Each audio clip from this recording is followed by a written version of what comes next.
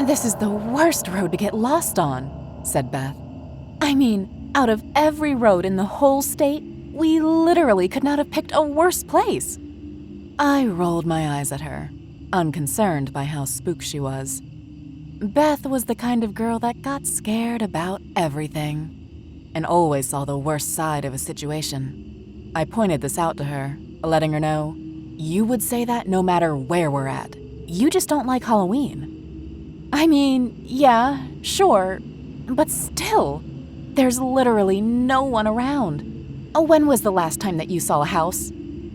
My twin put as little effort into her Halloween costume as she possibly could, having donned a black shirt, black pants, and some makeup to pretend she was a cat. She didn't even get a headband with cat ears on it.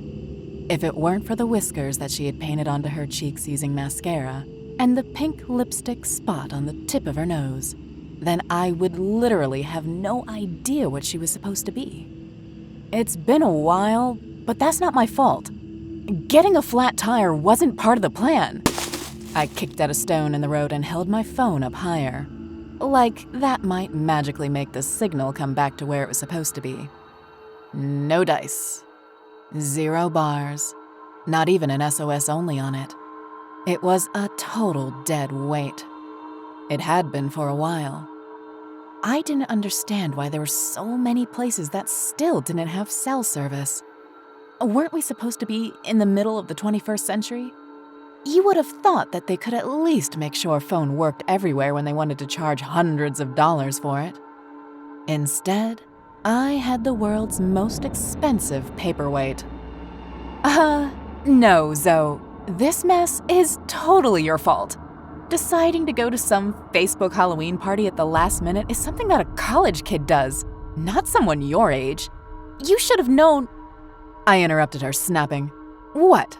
I should have known that we were going to get a flat tire? I'm trying to have a little bit of fun after—" I cut myself off. "This year. I didn't claim to be a psychic. It wasn't my fault. I didn't ask to get a flat. I just wanted to have a little bit of fun. What was wrong with that?" According to my twin, everything. Beth's mouth pulled into a thin line. "I don't see how coming out to this party fixes anything. We should be trying to handle Mom's house and the insurance claims, not this." "My life isn't over just because she died," I told Beth hotly. It was the start of an argument that we'd been having all year. Neither of us were willing to give on it any. And since I've been the one living at home with her all year while you went off and did your little work stunt in Cali, I don't think you've got literally any room to say anything to me about whether I'm having too much fun or handling things correctly. "Zoe," said Beth. Her brows were pinched down with concentration. I figured that what I said must have gotten under her skin, but I didn't actually care. I was on too much of a roll to stop now. This confrontation had been a long time coming. Was the middle of a long dirt road and a thick, gnarled forest on Halloween night the place to have it? Probably not. But sometimes, that's just what happened. Life unfolded at inconvenient times in inconvenient ways. And right then, the thought of keeping this to myself any longer made me feel as though my ribs were about to burst.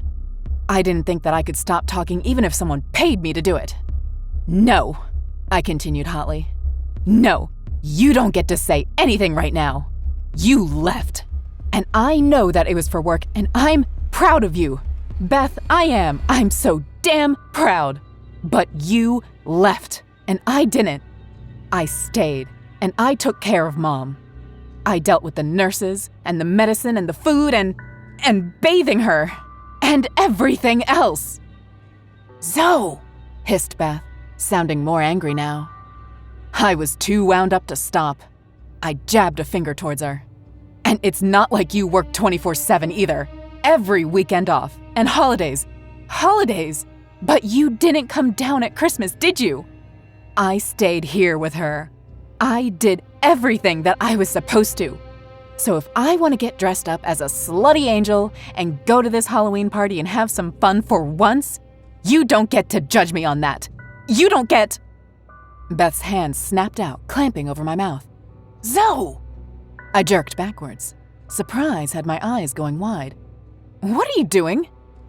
"Be quiet," hissed Beth. She looked... Wait. She didn't look angry. She looked... scared? Her skin had gone a shade too pale, and her eyes were wide. I stopped talking. For the first time, I realized that the forest wasn't completely quiet around us. There was no bird song, no distant hoot of the owls, certainly no traffic in the distance. But there was the sound of... I asked, "Is that a horse?" "It sounds like one, right?" Beth moved to stand closer to me. She put a hand on my forearm, fingers curling around it as she leaned into my personal space, seeking out some kind of comfort. We tried to peer into the darkness, but we couldn't see anything.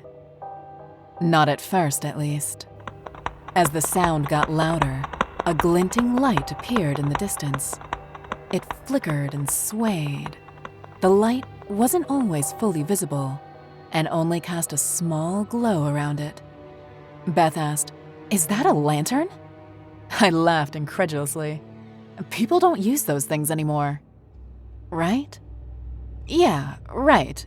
People used flashlights, spotlights, and their cell phones.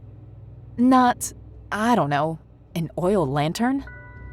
I stepped away from my sister, intent on investigating the strange light, but it really was a lantern.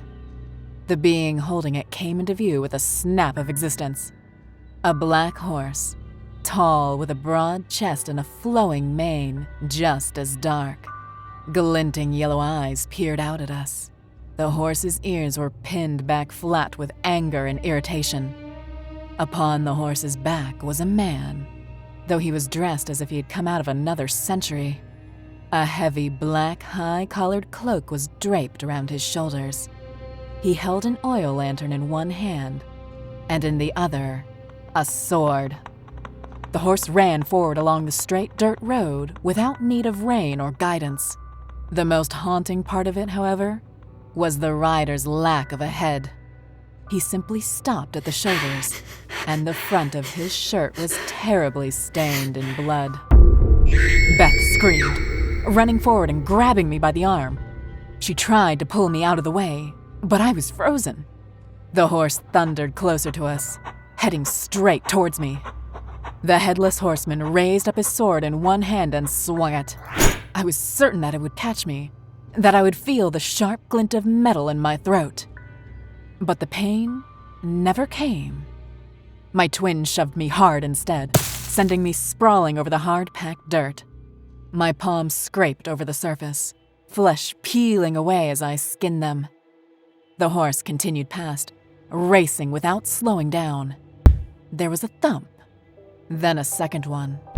I hunkered there on the ground with my eyes closed until the sound of hoofbeats vanished. Only then did I dare push myself up, letting out a relieved sigh. "All right," I said, my voice shaking. "You're right. Coming out here was a bad idea." No answer. "Come on, Beth. I'm admitting you were right. That was terrifying. And we should just go back to the car and wait until morning," I told her. But there was still no answer. I stood up, grabbing my useless phone and flicking on the flashlight. It caught on the red first, sticky, pooling over the ground near me. Blood. Deep, dark, and viscous. My mouth went dry. With a shaking hand, I directed the beam of the light to the left, where it caught on my sister's foot. I followed it up, over her leg, her back, and then I screamed. The phone slid from my hand and hit the ground, the light coming from it illuminating the bloody stop between her shoulders, the place where her head had landed, 2 feet away, staring at me with wide, dead eyes. Subscribe today, or beware.